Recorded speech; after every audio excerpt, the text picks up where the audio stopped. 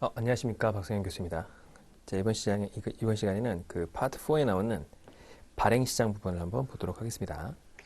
자, 발행시장 부분은 그 앞에 있는 내용 중에서도 그 주식 발행의 이 방법 및 절차, 그러니까 파트 3이 중요하다라고 생각하시면 될 것 같아요.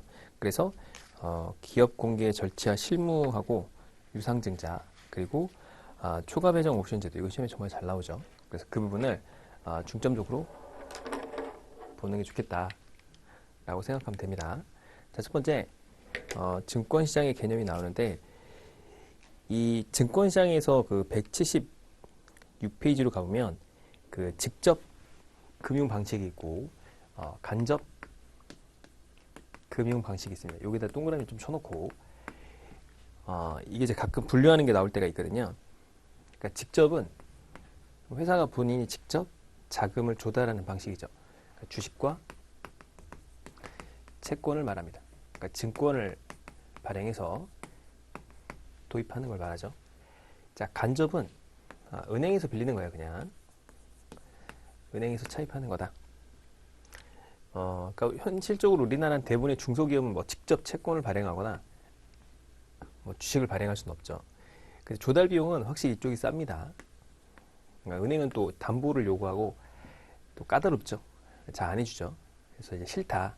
이쪽으로 가고 싶은데 시장이 이렇게 잘 발달되어 있느냐? 이게 없죠. 뭐 미국 같은 나라, 뭐 미국 정도밖에 없다고 보면 돼요. 그래서 사실상 대부분의 기업들은 은행에서 돈을 빌리는 간접 방식입니다. 좀 차이점이 있다면 얘는 내가 어떤 자금을 조달하는 주체를 알게 됩니다. 그러니까 예를 들어 뭐 채권의 채권자 또는 주식을 매입했던 주주, 이런 사람들을 알고 있죠. 근데 얘는 그냥 은행에서 빌린 돈이지만 상대방의 돈을 모르죠. 그러니까 뭐 김씨 아저씨가 맡긴 돈인지 이씨 아저씨가 맡긴 돈인지를 알 수가 없던 그런 구조를 말하게 됩니다. 자, 그 다음에 그 밑에 보면 그런 얘기가 나오죠. 자금의 수급이 공급자와 수요자에게 직접 연결. 그러니까 주주와 채권자를 돈을 빌리는 주체에게 다이렉트로 연결이 되죠. 자, 그 다음에 그 직접 금융 방식에 의한 자금의 수급은 증권을 매개로 한다. 뭐 그렇게 보면 될 것 같습니다. 그래서 현재 그러니까 상장 기업을 제외하고는 사실 이렇게 상장 기업이나 뭐 이렇게 KOTC나 뭐 이런 큰 기업을 제외하고는 이렇게 자금을 조달하는 경우가 적기 때문에 이런 시장이 일반적이다. 자, 177페이지로 가면 여기 나옵니다. 발행시장, 유통시장, 증권이라는 게 나옵니다. 얘가 이제 구분하는 게 시험에 잘 나와요. 그러니까 1차 시장이라고 하고 뭐 얘는 2차라고 하겠죠. 그러니까 얘가 이제 2차니까 뭐 세컨더리 마켓 이렇게 부릅니다. 얘가 퍼스트 마켓이냐? 그런 건 아니고 프라이머리 마켓이라고 보통 부릅니다. 자, 그래서 발행시장은 한번 발행이 되면 유통이 되는 거죠. 그래서 우리가 이제 이걸 추상적 시장이라고 해요. 보통 그러니까 발행하고 나면 뭐 실체가 보이지 않잖아요. 그래서 얘를 이제 우리가 추상적 시장, 얘를 뭐 구체적 시장 이렇게 부릅니다. 뭐 가끔 뭐 영어로 프라이머리 마켓이나 또는 세컨더리 마켓이라고도 표현이 돼서 나오기 때문에 이것도 기억을 합시다. 우리가 이제 IPO를 하고 IPO, IR, 리스팅 이건 다 다른 단어죠. IPO는 기업 공개라고 하죠. 회사를 이제 세상에 알리는 거예요. 우리 회사 잘 나가니까 좀 봐주세요 이런 거고, IR은 투자 설명회죠. 그러니까 우리 회사에 투자해주세요. 그러니까 이게 상장이죠, 리스팅이. 다른 단어인데 여기서 말하는 발행은 이제 보통 이제 상장할 때 이제 추가로 발행하거나 뭐 유상증자 이런 걸 말하고, 이제 거래가 되는 건 여기 이제 그 상장된 주식이 우리나라는 KRX밖에 없죠. 한국 거래소에서 거래되는 걸 유통시장이라고 보통 말합니다. 그러니까 물론 뭐 발행된 주식이 거래되고 하는 것도 많이 있긴 하지만 우리가 이제 보통 여기서 얘기하는 건 상장 회사를 중심으로 보기 때문에 상장 회사를 중심으로 생각하면 좋습니다. 자, 그래서 거기 보면은 그 177페이지에 구조에 보면 발행시장, 유통시장 이렇게 나눠집니다. 자, 발행시장은 그 밑에 내려오면 봅니다. 그 증권이 발행된다. 최초에 매각된다. 1차 시장이라고 한다. 그 다음에 뒤에 가보면 뭐 이제 추상적 시장이라는 단어가 나와요. 이렇게 연결을 해 놓읍시다. 자, 유통시장은 2차 시장이라고 하는데 양도하면서 발생하는 거죠. 그러니까 서로 간에 이제 매매가 일어나는 거죠. 그 다음 페이지로 가면 그 2차 시장의 협의의 증권시장이라고 한다. 그러니까 이제 이걸 협의의 증권시장이라고 합니다. 두 번째 줄에 나오죠. 그러니까 증권시장이라는 건 사실은 사고 파는 거의 반복이잖아요. 그러니까 그런 시장을 말한다. 이렇게 보면 되겠죠. 그래서 밑에 보면은 뭐 수익성이 높은 투자장을 찾는 투자자들은 이미 발행된 증권에 투자하는 방법을 운영한다. 한마디로 그냥 돈 벌려고 한다. 뭐 그런 얘기를 이렇게 써놓은 거죠. 우리가 보면은 그 은행의 이제 고객과 증권회사의 고객은 성격이 다르죠. 여기는 내 자산을 안정적으로 운영을 하려는 게 목적이고, 이제 수익을 내려는 게 목적이다 보니까 공격적이죠. 그러니까 물론 뭐 마이너스 나는 건 누구나 싫어하겠지만 상대적으로 공격적이다, 안전적이다 라는 거죠. 그러니까 고객 층이 다르죠. 여기 이제 고객층이 이제 막 좀 공격적이고 수익도 내고 뭐 마이너스에 조금 더 이게 포용력이 높은데, 은행은 그렇지 않죠. 은행 고객들은. 자, 그 다음에 증권은 6가지가 나오는데 뭐 이거 자주 나오는 거죠. 채무증권, 지분증권, 뭐 파생결함증권, 뭐 주식예탁증권, 뭐 여러 가지가 있죠. 자, 그래서 그런 게 있다. 자, 거기 보면 채무증권이고 채권이죠. 그러니까 지분증권은 한명합자, 뭐 익명주와 뭐 다 지분을 발행할 수 있고, 자, 수익증권 펀드죠, 펀드. 자, 투자계약증권, 네, 파생결합증권, 뭐 ELS 같은 거죠. 네, DR 증권, 예탁증권이 있다. 뭐 이런 거는 뒤도 나오니까 그러니까 여러분들이 한번 보시면 좋을 것 같고요. 여기서는 중요한 게 그 1차 시장과 2차 시장, 그리고 직접 금융시장과 간접 금융시장이 있습니다. 그걸 구분하는 게 중요했습니다. 자, 그 다음에 이제 발행시장이 나오죠, 첫 번째. 그러니까 유통시장과 발행시장이 있었는데 1차 시장이다. 그죠? 그 다음에 거기 그 180페이지에 세 번째 줄에 보면 추상적인 시장이라고 되어 있죠.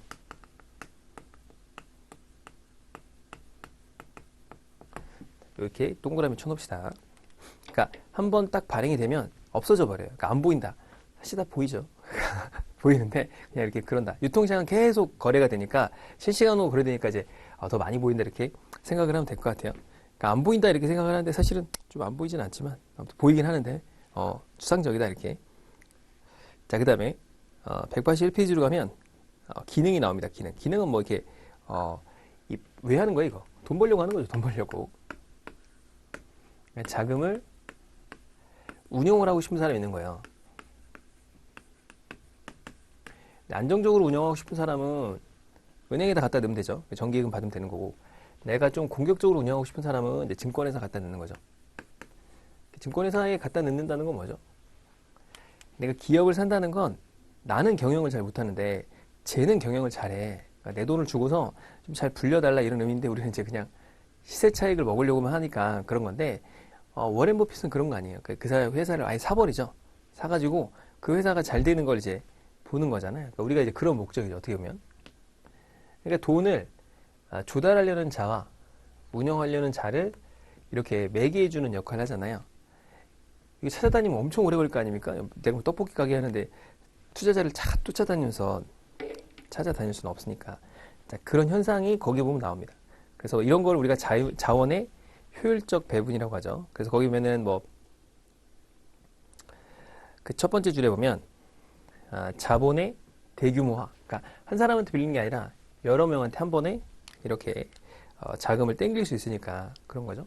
뭐 LG 엔솔 이제 상장했을 때가 이제 역대급 자금이 몰렸잖아요. 그러니까 이런 거 한 번 하려면 이거 진짜 이런 시장이 없으면 조달할 수가 없죠. 몇십 조라는 돈을. 자, 그 다음에 기업 상호 간의 연결을 촉진시킨다. 그 다음에 공개 시작 조작을 할 수 있다. 그러니까 뭐 통화정책 같은 걸 할 수 있다. 그냥 동그라미 쳐놓으세요. 중요한 건 아닌데 통화정책을 할 수 있다. 그 다음에 경쟁력을 갖춘 기업에 투자하면서 자원이 효율적으로 배분되죠. 내가 보니까 이 회사가 잘 나갈 것 같아. 다 그렇게 생각하겠죠. 그래서 뭐 작년에 에코프로나 이런 데 돈이 엄청 몰린 거 아니에요? 그런 느낌이죠. 그래서 이제 효율적이다. 효율적 동그라미. 자, 그 다음에 증권은 공모와 그 다음에 사모가 있는데, 공모에는 다시 또 이 단어가 중요해요. 사모가 있는데, 공모는 이제 공개 모집이죠. 그죠? 사모는 사모님이 아니고, 이제, 프라이빗하게 모으는 거고, 얘는 이제, 퍼블릭하게 모으는 거죠. 그러니까 퍼블릭이라는 개념, 그러니까 얼마나 많이 모아야 공모냐. 그러니까 50명이다. 이렇게 구분을 해놨죠. 50명이 넘어가면 이제, 공개적으로 모집하는 거야. 50명이 안 되면 이제, 외울 때 뭐 사모님이 오셔서 하는 거야. 이렇게 외웠었는데, 사모를 한다. 49명을 모집한다. 이렇게 생각을 하면 되겠죠. 자, 그런데 공모라는 단어에 다시 모집과 매출이라는 게 있어요. 자, 여기는 이제 앞에 이런 단어가 생략된 겁니다. 신주 모집, 구주 매출이 있어요. 자, 그래서 그 형태가 나오게 됩니다. 그 밑에 보면 181페이지에 공모의 사모는 그런 게 없고요. 공모가 신주 모집, 구주 매출이란 단어가 나오죠. 다음 페이지로 넘어가면 50인 이상의 투자자에게 증권의 취득을 처약하는 것이다 라고 돼 있고, 거기 밑에 보면은 그 182페이지에 신규로 발행하는 걸 모집, 그 다음에 이미 발행된 걸 주는 걸 구주 매출이라고 그래요. 그러니까 이런 게 그런 개념이죠. 예를 들어서 내가 사장이에요. 이게 오너인데 내가 전체 주식을 다 들고 있어요. 그러니까 뭐 100% 다 들고 있다. 이 주식이 만주예요, 만주. 만주인데, 내가 이제 50% 정도를 이렇게 모집을 할 거야, 주주를. 이때 만주를 더 찍어요. 그래서 모집을 하는 걸 신주 모집이라고 합니다. 그런데 이 중에서 5,000주를 그냥 남에게 파는 거, 이거는 구주 매출이라고 해요. 어떻게 보면 내 지분이 50% 날아가는 건 똑같잖아요. 이거나 뭐 50% 똑같이 날아갈 거 아닙니까? 근데 투자자들은 뭘 더 선호하죠? 이걸 신주 모집을 더 선호하죠. 그러니까 리스팅할 때, 그 상장할 때 이걸 더 선호합니다. 왜냐면 이거 되게 싫어해요. 그러니까 5,000주를 받고 네가 도망가는 거야? 뭐 이런 느낌이 들어서 구주 매출을 별로 안 좋아합니다. 그래서 모회사에서 구주 매출했다가 막 욕 더럽게 먹고 막 그러잖아요. 그죠? 그러니까 그러니까 내가 갖고 있는 지분을 팔아먹는 행위 같은 느낌이 드니까, 뭐야, 뭐 돈 들고 날리려고 그래? 이런 느낌이 들어서 막 선호하진 않고 보통 신주 모집을 많이 하고, 대부분이 이제 유상증자를 하게 되면 신주 모집이 많죠. 그 다음에 이게 그 처음에 상장을 할 때는 어떤 유통 주식수라는 게 필요하기 때문에 신주 모집을 많이 하죠. 거의 다. 그러니까 새로 발행해서 이렇게 시장에 조달을 하더라, 이렇게 보면 될 것 같아요. 그래서 여기 앞에 단어가 생략했다. 이거 기억하세요. 가끔 나오니까. 자, 그 다음에 그 밑에 보면 뭐 전문가와 그 연구자를 제외한다. 그러니까 50명에는 50명 있잖아요. 근데 그 안에 거기 밑에 보면 뭐 이 전문가가 있고 연구자가 있잖아요. 뭐 안 해도 됩니다, 이거. 뭐 연구자라는 건 그냥 내가 거기 보면 뭐 발행 주식 총수 이상을 50% 이상을 소유한 사람, 뭐 우리 사주 좋아, 뭐 이렇게 나와 있는데 뭐 중요한 건 없어요. 그냥 전문가와 그다음에 연구자, 나하고 관계 있는 사람들은 제외하더라, 50인에서. 자, 그렇게 보면 될 것 같고, 자, 오른쪽으로 가면 그 사모가 나오거든요. 공모가 아닌 거예요. 자, 그래서 특수한 사람들은 모집하는 거죠. 이 법이 막 이렇게 바뀌려고 막 하다는 찰나에 그 백인으로 늘릴까 뭐 이런 느낌이 있었어요. 그 한 3년 전인가요? 그때 그 옵티머스 사태하고 라인펀드 사태가 났었잖아요. 사모펀드에서 50명이잖아요. 그러니까 사모로 하면은 이렇게 증권 신고서 제출 의무가 없어요. 그러니까 뒤에 또 증권 신고서가 나오는데, 증권 신고서 내는 게 되게 귀찮거든요. 그래서 그거 또 감사받고 막 또 처리하는 과정도 오래 걸리니까 귀찮아. 그래서 이런 거를 좀 회피하려면 사모로 모집하면 되겠구나. 그래서 50명에서 이제 100명까지 늘려달라고 막 이렇게 했었어요. 좀 늘려달라. 그랬더니 이걸 50명이니까 50명을 쪼개 파는 거예요. 49개씩 같은 펀드를 1, 2, 3, 4, 5, 198번, 2645번 이런 식으로 하고 쪼개서 49명씩 모집해서 파는 거예요. 사모가 아니죠. 그죠? 똑같은 걸 나눠 파는 거. 그래서 그렇게 편법으로 팔다가 훅 간 거죠. 옵티머스는 완전 사기였고, 라임은 사기 반, 뭐 조금 진실 반, 뭐 이런 느낌? 진실반 그렇고, 정상적으로 판매된 것도 있지만 사기꾼도 있어서 뭐 징역이 어마어마하더라고요, 그죠? 자, 아무튼 그랬었다. 그래서 이런 거를 이제 백인으로 하려다가 좀 사모를 키우자. 사모펀드의 장점은 여러 가지가 있지만, 이게 뭐, 이 제품의 다양성이라고 해야 되나? 뭐 그런 게 있잖아요. 그러니까 뭐 공모는 딱 정해진 것만 팔아야 되는데, 사모 같은 경우는 뭐 나만 프라이빗 하니까, 뭐 적당히 믹싱해가지고 팔 수도 있고 하니까 그런 장점이 있었는데, 지금은 좀 쏙 들어간 상태다.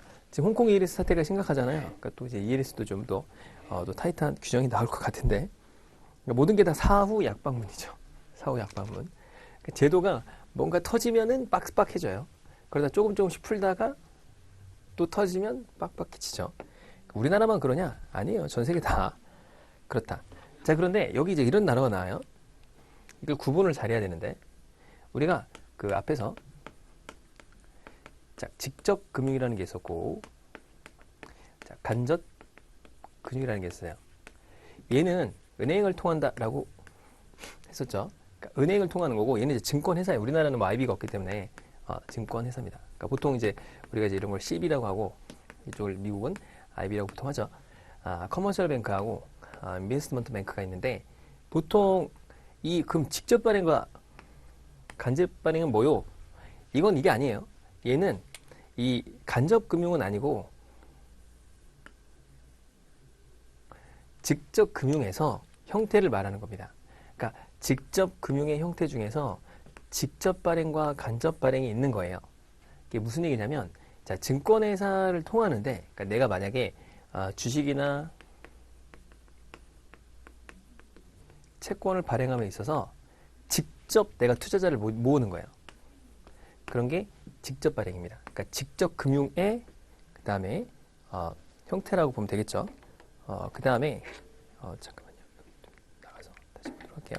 자, 직접 발행과 간접 발행이 있는데, 직접 발행은 내가 직접 발로 뛰는 거다. 사실은 이게 쉽지 않겠죠. 모집하는 게 어렵지 않겠습니까? 그러니까 직접 발행의 대표적인 형태가 뭐예요?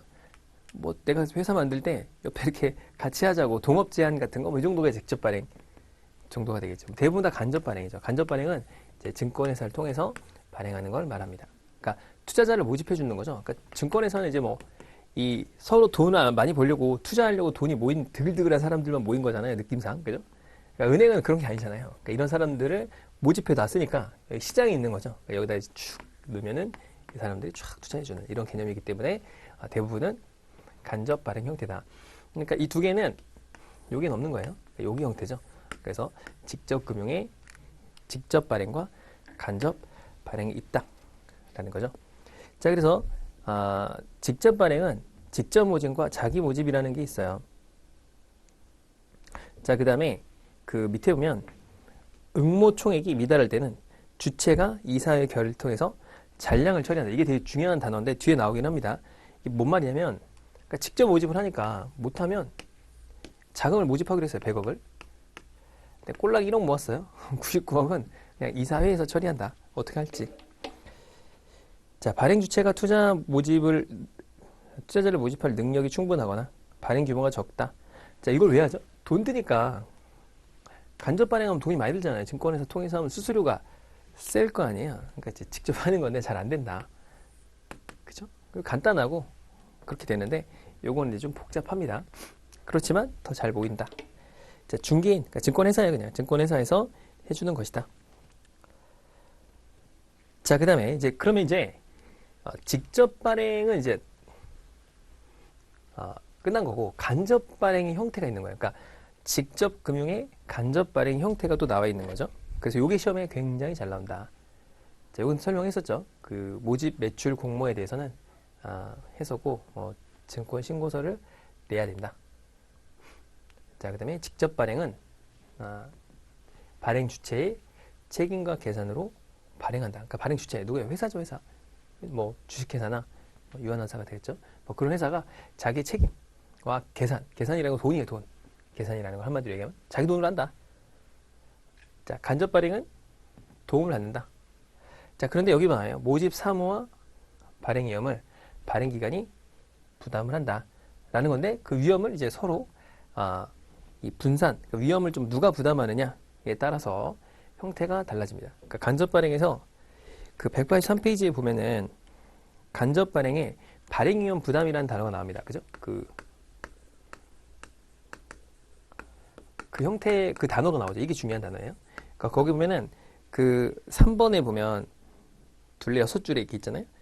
간접 발행이 발행 위험의 부담이라는 단어가 나오게 되는데 거기서 다시 모집 주선, 잔액 인수, 총액 인수라는 말이 나오게 됩니다. 자, 이게 너무나 중요하다라고 보면 될 것 같아요. 자, 일단 대부분 다 총액 인수입니다. 총액 인수 형태는 우리나라의 대부분은 총액 인수 형태예요. 자, 그런데 이쪽으로 갈수록 증권회사의 위험 부담이 커져요. 밑으로 총액 인수까지 밑에 나오는데 총액 인수로 갈수록 여기 밑에 있죠.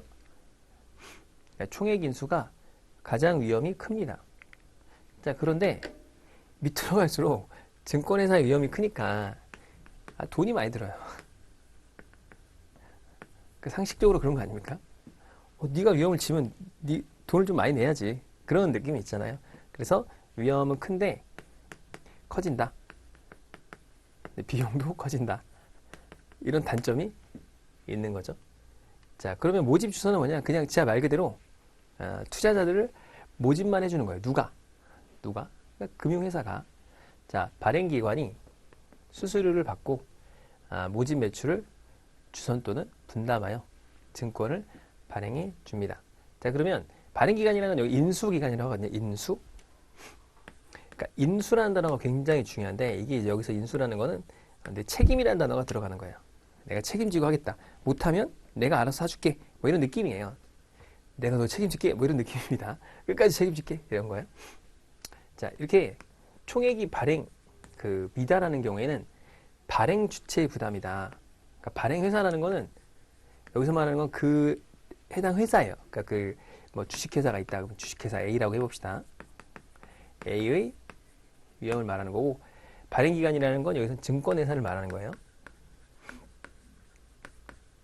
그러니까 인수기관이라는 것 자체가 증권회사를 말한다 이렇게 생각하면 돼요. 우리나라는 거의 다 증권회사가 있기 때문에. 자, 그래서 수수료가 가장 저렴하다. 자, 그러면 이제 잔액인수와 총액인수의 차이점이 있는데요. 잔액인수는 일단 모집을 해봐요. 그러니까 증권회사가 모집을 해봅니다. 그래서 100억의 자금을 모아야 되는데 80억을 모았어요. 투자자를. 그럼 20억을 못 모았죠? 그럼 그 20억을 이 증권회사가 인수를 해요. 인수한데 어떻게 하죠? 지가 알아서 팔아먹는 거예요. 팔아먹는 게 좀 그렇지만 판다. 이렇게 생각하면 돼요. 자, 그래서 발행기간 및 동시에 잔액이 있으면 이를 인수하기로 하고 증권을 모집한다라고 되어 있죠. 모집 후의 전략은 인수기관이 인수를 하게 됩니다. 그래서 잔액 인수기관의 책임과 계산을 해요. 어차피 이거는 잘 보면 기업 입장에서는 이 100억이라는 자금을 모집하는 데 있어서 위험이 굉장히 적죠. 그렇겠죠? 자, 그런데 총액 인수는 뒤에 나오지만 일단 이 인수기관이 100% 인수를 먼저 해요. 그러니까 모집을 하는 게 아니고 먼저 인수를 하고 얘가 이제 투자자들을 모집을 하는 거예요. 그러니까 순서가 다르죠. 얘는 모집을 해서 부족하면 인수를 해주고 얘는 인수를 먼저 하고 모집을 하는 거예요. 그러니까 어떻게 보면은 그 발행회사 입장에서는 뭐 이놈이나 저놈이나 똑같은 거 아니에요, 그죠? 도나 개나 뭐 똑같은 건데 도나 개는 다르지만 아무튼 이게 똑같은 느낌이에요. 하지만 수수료가 다르기 때문에 증권회사는 잔액 인수를 안 하려고 하겠죠. 어차피 똑같은 입장인데 그러니까 위험은 좀 덜하죠. 다 팔리고 인수하면 되니까. 근데 이게 안 팔려고 그러면 자기가 다 떠나는 건 똑같기 때문에 어차피 총액 인수를 좀 더 선호하게 되는 겁니다. 자, 그래서 잘 보면 발행 총액의 전액을 인수단이 일괄해서 인수하고 모집 사무를 담당합니다. 그러니까 중간에 인수를 하면 그 인수된 가격의 가격 변동이 생겨버리죠. 그러니까 예를 들어서 이 주식이 있는데 그걸 인수를 했어요. A라는 회사에 10,000원짜리 주식을 인수를 했는데 갑자기 주가가 떨어져 버리면 떨어진 것대로 발행을 해야 된단 말이에요. 그죠? 그러니까 그런 손실 위험이 존재한다. 인수단이 그러니까 보통 인수는 혼자지 않고 뭐 증권에서 여러 개 하잖아요. 인수단이 전액을 자기의 책임과 계산으로 한다. 그래서 대다수가 총액 인수 형태를 띠게 됩니다. 그러니까 비용이 가장 비싸죠. 그러니까 이쪽으로 갈수록 이 증권회사의 위험이 되게 커지겠죠. 그러니까 이게 되게 중요합니다. 그러니까 별표를 여기다 한 38만 개 정도 때려 넣는데 첫 번째는 중요한 게 뭐죠? 위험 부담이 누가 더 이제 가장 크냐? 그 비용이 누가 더 많이 발생하느냐? 그리고 이 방식이 어떤 거냐? 이렇게 구분을 하면 될 것 같습니다. 그래서 여기 보면은 형태를 거기 글로 보면은 그 184페이지에 써 있거든요. 근데 읽어보면 잘 느낌이지 않아요. 그래서 그냥 이런 느낌으로 받아들이시면 되겠어요. 아셨죠? 자, 이렇게 보면 될 것 같습니다. 자, 그 다음에 발행 주체, 발행인, 인수기관, 투자자. 이렇게 발행 시장을 지금 보고 있는데 일단은 발행인은 기업이죠. 뭐 기업이 되겠죠. 인수기관은 증권회사가 되겠죠. 투자자는 저와 같은 개미 아니겠습니까? 개미나 무슨 또 기관도 있고 하지 않겠습니까? 자, 봅시다. 자, 185페이지로 와보면 그 발행 주체가 나옵니다. 유가증권을 발행하는 자인데 공급자인 동시에 자금 수요의 주체가 되는 자를 말합니다. 주식회사 또는 국공채 증권을 발행하는 국가 및 지방자치단체, 뭐 특수법인 다 되죠. 그러니까 여기서 증권이라는 거기 때문에 반드시 주식이라고 생각하면 안 돼요. 주식도 있겠지만 채권도 있고 그 네 가지 더 있잖아요. 그 앞에 보면 뭐 투자 결여증권 뭐 이런 게 있잖아요.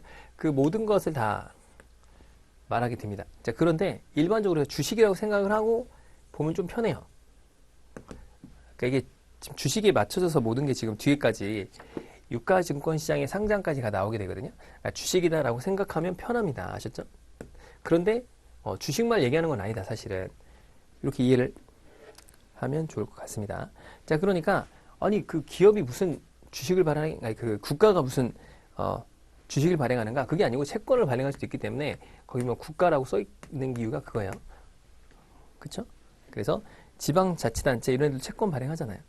그러니까 거기서 이제 우리가 뒤에 보면 다 주식이라고 생각하면 편하긴 한데 여긴 증권이라는 단어가 있기 때문에 증권에 대한 개념이기 때문에 국가나 지자체 같은 것도 포함되어 있다 라고 보면 될 것 같아요. 자, 발행기간 아까 나왔죠? 인수기간이라고 하는 건데 요거지 않습니까? 자, 인수기간이다.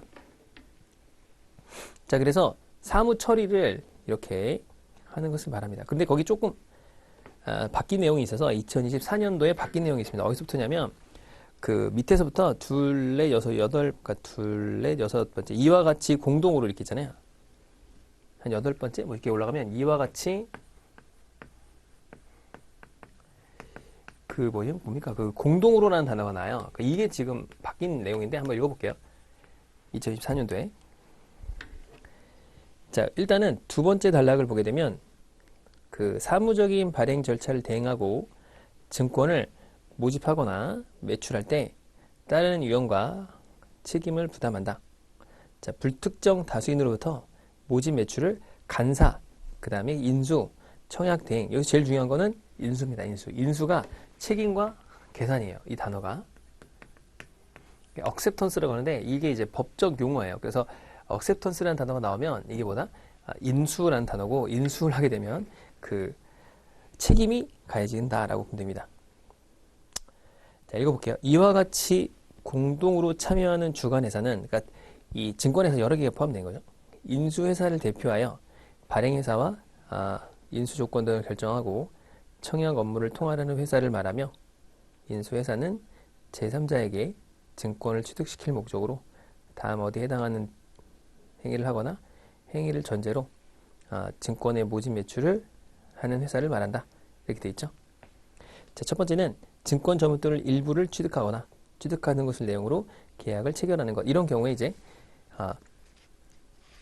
그 매출을 하는 회사를 말한다 이런 거예요. 그러니까 한마디로 뭐 증권을 인수하고 그다음에 팔고 이런 거를 말합니다. 자, 그 나에 보면 일부를 취득한 자가 없는 때는 그 나머지 자기가 인수한다 뭐 그런 얘기가 나오죠. 그렇죠? 자, 그래서 인수를 하는데 여러 개 이제 인수 기관이 있는데 그중에 대표 주관 회사가 있어요. 그러니까 얘가 이제 가장 큰 물량을 들고 있죠. 그래서 이제 우리가 모집할 때도 대표 주관 회사가 어디야? 글로 가야 좀 더 발행량이 많죠. 그러니까 그 모집하는 양이 많아서 내가 투자를 했을 때 배정되는 양이 좀 더 많잖아요. 그렇죠? 그런 걸 알 수 있죠. 자, 투자자는 전문 투자자하고 일반 투자자가 있는데 우리 뭐 예전에 되게 구분하는 게 많이 나왔거든요. 근데 그건 나중에 보잖아요. 그죠? 나중에 뒤에 가면 많이 나오니까 그때 공부하셔도 충분합니다. 여기서 뭐 두 번 볼 필요가 없죠. 자, 전문가하고 일반이 있다. 보면 될 것 같습니다. 자, 그래서 여기 잘 보이는지 모르겠지만 한번 문제가 있는데 한번 봅시다. 자, 일반 공모 증자 방식은 가능하나 유상 증자 방법이에요. 직접 공모는 허용하지 않는다. 아니, 된다고 했잖아요. 그러니까 유상 증자를 할 때 직접도 되고 간접도 됩니다. 그래서 틀렸죠. 자, 일반 공모에 비해서 배정 증자 방식은 일반 공모에 비해서 비용이 적고, 그러니까 이 주주 배정 방식이 뭐냐면 그냥 직접 발행이에요. 이게 뭔 말이냐면 그냥 기존 주주에게 나눠주는 거거든요. 근데 기존 주주에게 나눠주는데 미쳤다고 증권회사를 통해서요? 아니죠. 증권회사 하는 이유는 이 사람 모집하는 게 힘드니까 하는 거잖아요. 그러니까 아닙니다. 발행이 적겠죠. 그러니까 이게 직접 발행 방식이에요. 그러니까 이게 이제 안 모이면 그때서야 비로소 이제 우리가 간접 공모를 간접 발행을 하게 되는 거죠. 자, 발행 사무에 국한되기 때문에 위험이 적다. 그 다음에 그러니까 모집이 안 되는 위험을 누가 갖고 있다? 발행회사. 그러니까 즉, 그 발행하는 기업이 갖고 있다. 이렇게 보면 되겠죠. 자, 제3자 증자 방식은 뒤에 나옵니다. 그래서 특별 결의에 의한다. 자, 그 다음에 주주 우선 공모 증자 방식은 우리 사주에게 먼저 배정하여 청약을 받고 미달분에 대해서는 청약을 통해서 일반 공모한다. 이게 뒤에 나옵니다. 이게. 그래서 유상 증자 방법은 직접 공모, 간접 공모 둘 다 가능하다. 자, 그 다음에 모집과 매출에 대한 건데요. 신규 모집 이렇게 얘기했었죠. 그러니까 신규로 발행하는 건 모집이 맞죠. 자, 이미 발행된 것을 나눠주는 걸 뭐라고 했죠? 구주 매출합니다. 자, 매출을 하는 주체, 그러니까 구주 매출은 뭐죠? 주주죠, 주주. 그 증권의 보유자죠. 발행인이 아니라 증권의 보유자입니다. 그러니까 사장님이 내 주식 나눠주는 거예요. 내가 오너인데 내가 지분을 들고 있어요. 50%를. 그 중에 뭐 25%를 나눠주는 거. 그러니까 파는 거죠, 일종의. 그러니까 보유자예요. 발행인이 아니라 증권의 보유자가 됩니다. 자, 모집과 매출에 해당하는지 여부를 따지는 실익은 증권 신고서 등의 발행 공시물을 부과할 것인지에 대한 결정에 필요하다라는 거죠. 그래서 이게 그냥 이런 내용들이 있어요. 그래서 중요한 건 뭐냐? 아까 신주 모집과 구주 매출의 차이점을 좀 알면 증권의 발행이다라는 게 아니고 증권의 보유자가 이렇게 증권을 발행한다 이렇게 생각하면 되겠죠. 그러니까 내 주식을 나눠주는 개념이다. 그러니까 파는 개념이에요. 파는 개념. 그러니까 굉장히 좀 씁쓸하죠. 이 사람이 팔아가지고 나가니까 경영을 소홀히 하는 거 아닌가? 뭐 이런 생각을 할 수 있겠죠. 자, 그 다음에 넘어가서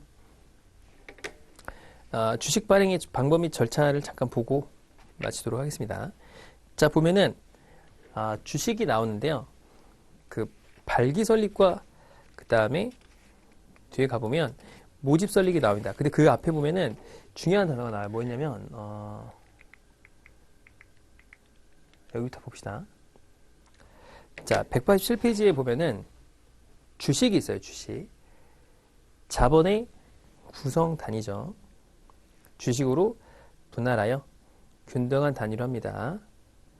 자, 그런데 그 균등하게 나누는 방법은 액면 주식이 있고 무액면 주식이 있어요. 그쵸? 그러니까는 액면 주식과 무액면 주식이 뭐냐? 둘 다 가능하냐 이거죠? 그러니까 액면이 없으면 어떡하냐? 이런 거죠. 우리가 상식적으로 생각해 보면 무조건 액면이 있어야 되거든요. 왜냐하면 자, 100주를 발행하는데 한 주당 100원이야. 뭐 이런 액면가가 있어야 되거든요. 그래야 회사 가치가 10,000원이야. 이렇게 나오는 거 아닙니까? 그럼 내가 100주 중에 50주를 들고 있어. 그럼 50%야. 이렇게 상식적으로 이해가 가죠. 그죠? 그래서 여기가 뭐 500원이면 회사가 5만 원짜리야. 뭐 이런 거거든요. 그쵸? 근데 무액면 주식은 액면가가 없다는 거거든요. 이게 가능하냐? 가능합니다. 왜냐면 내가 갖고 있는 지분 비율이 표시가 돼요. 상장 기업은 무액면 주식을 할 수가 없어요. 왜냐면 주식을 발행해야 되니까. 그런데 상관없습니다. 우리나라는 둘 다 인정해요. 둘 다 가능합니다. 액면 주식과 무액면 주식 모두 가능해요. 자, 밑에 나오면 액면 주식의 경우는 한 주의 금액은 100원 이상이어야 된다. 그쵸? 자, 그 다음에 5,000원을 초과하는 경우 1만 원의 배수를 해야 된다. 그러니까 보통 거기 밑에 보면 이거 되게 중요한데 액면 금액은 내가 마음대로 할 수가 없어요. 액면을 뭐 123.3원 이렇게 할 수가 없어요. 그러니까 상법에서 정해졌는데 100원, 200원, 500원, 1,000원, 2,500원, 5,000원입니다. 그러니까 이렇게 할 수 있어요. 100원, 그다음에 200원도 돼요. 200원이 좀 특이하죠. 500원, 1,000원, 2,500원입니다. 그러니까 내가 만약에 2,000원 이렇게 안 된다는 거예요. 아셨죠? 자, 이렇게 정하게 돼 있습니다. 그러니까 내가 만약에 회사를 설립하는데 액면을 10,000원으로 하면 10,000원짜리 회사면 10,000원으로 하면 100주다 이런 식으로 주식수를 정하게 되는 거죠. 자, 그런데 무액면 주식의 경우 한 주의 금액이 정가 및 주권에 표시되지 않고 보다 비율이 표시된다. 그러니까 내가 얼마나 투자했는지에 대한 비율만 표시됩니다. 그래서 뭐 100억을 투자했다. 내가 30%를 들고 있다. 그럼 30억에 대한 지분 비율을 들고 있는 거죠. 자, 여기 보면 주식회사는 정관으로 액면 주식과 무액면 주식을 선택할 수가 있습니다. 그런데 양자를 모두 발행할 수는 없어요. 그러니까 둘 다 가능하다. 근데 한쪽만 할 수 있다. 이거 둘이가 병립할 수가 없단 말이에요.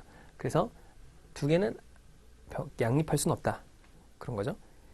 자, 상장법인은 1만 원 단위다. 그러니까 거기 위에 보면은 우리가 이제 여기 100원, 200원, 뭐 2,500원, 5,000원까지 이렇게 가능해요. 근데 이걸 더 크게는 할 수 없습니다. 5,000원 끝이야. 근데 상장법인은 10,000원 단위로 하는 게 있는데 없어요. 이런 기업. 거의 없다. 그러니까 왜 그러냐면 이럴수록 이제 주식수를 좀 발행하는 게 좀 적어지거든요. 그러니까 당연히 액면가가 커지면 주식수가 발행하기 어려우니까. 그래서 삼성전자가 원래 5,000원이었거든요. 액면가가. 5,000원이었는데 100원으로 이렇게 액면 분할을 했죠. 그러니까 100원까지 낮출 수 있는 이유가 뭐냐면 이게 최저 금액이기 때문에 그래요. 그래서 50분의 1로 액면 분할을 했었죠. 자, 그래서 그런 일이 있었다. 이렇게 생각을 하면 됩니다. 자, 그래서 그 내용이 굉장히 중요하다라고 생각하면 될 것 같아요. 자, 다음 페이지로 가면 그 액면 주식의 경우 발행 주식, 이게 바로 주식수가 뭐예요? 자본금이 되죠. 근데 발행가액의 2분의 1 이상으로서 주식 또는 주주총회의 의무를 정하는 금액이 자본금이 된다. 그러니까 자본금을 정하면 거기 비율이 정해지게 된다라고 생각을 하면 될 것 같아요.